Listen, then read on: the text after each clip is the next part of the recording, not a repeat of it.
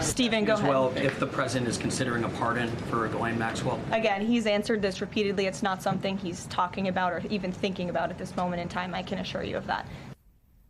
So that was White House Press Secretary Karen Leavitt yesterday on whether or not President Trump is considering a pardon for Ghislaine Maxwell, the longtime co-conspirator of Jeffrey Epstein, who is currently serving a 20-year sentence for sex trafficking crimes.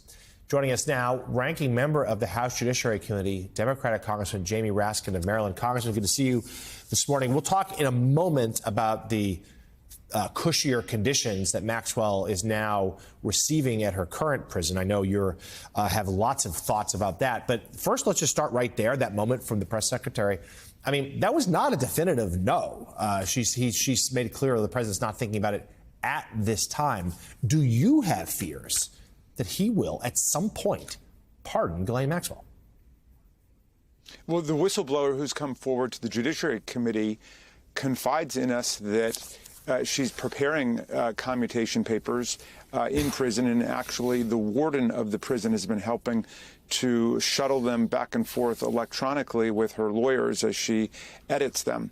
So it seems overwhelmingly likely that that is in the process, and that's all part of this very, very sweetheart contract deal she got to be switched out of a real prison into a prison camp, and even there basically be treated like a guest at a Trump hotel with five-star concierge service.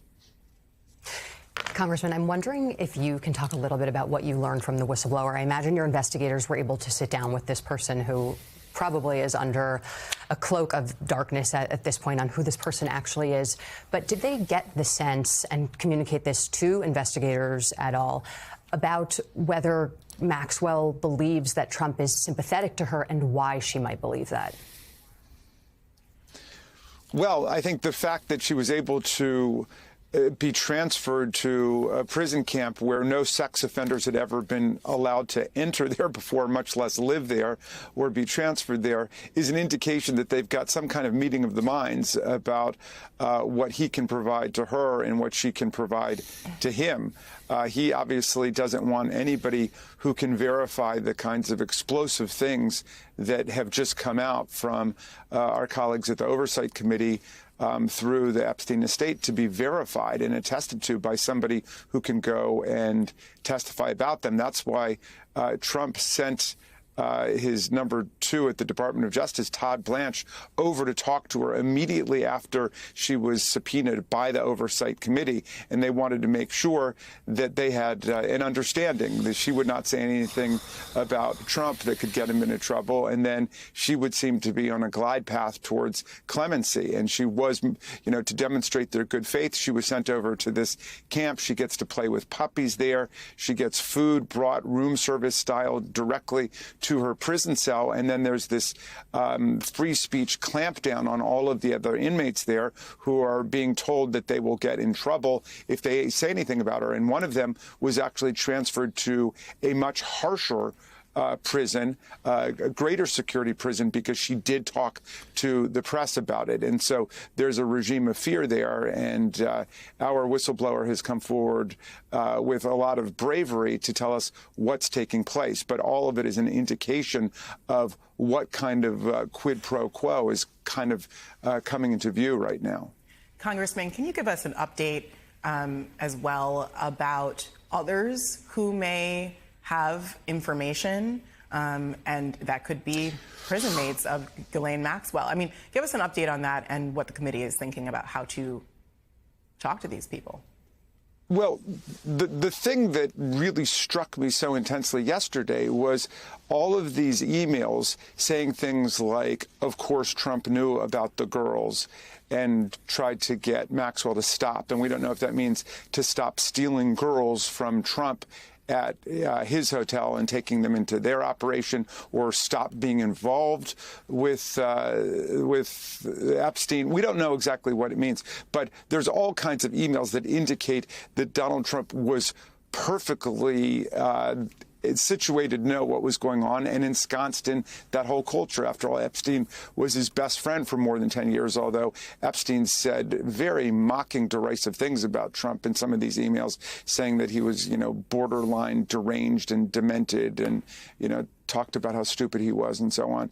But in any event, we know from these emails that that Trump was aware of everything going on, and the Department of Justice must have these same emails, and yet none of them were released by the Department of Justice in these huge tranches of material that were sent over, including completely irrelevant press releases from many years ago and all of this flotsam and jetsam stuff. But the point is that the Department of Justice has not released any of these emails that mention Trump's name and that identify his role in all these activities. Those came from the estate of Jeffrey Epstein instead. So this is a demonstration that the government is very deliberately withholding the information that everybody is actually looking for in anything that could be damaging to Trump.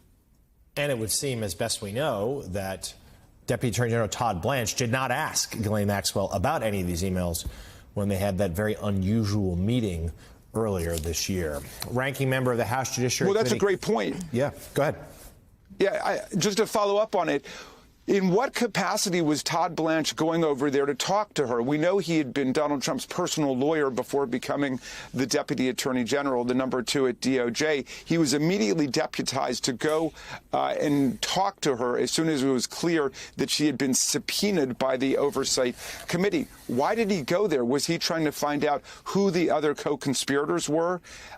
It was, after all, the Trump administration that ended the investigation into the other co-conspirators and into the full $1.5 billion international child sex trafficking ring they were running. No, he was obviously sent over there for the same reason they deployed all of these FBI agents to stay up all night going through all the documents. They were looking for mentions of Donald Trump's name. They were looking for his picture in photographs and videos and so on. None of that stuff has been released to the Oversight Committee. And yet we know that it exists because the Oversight Committee got a lot of that information, or at least, some small part of that information yesterday from the Epstein estate.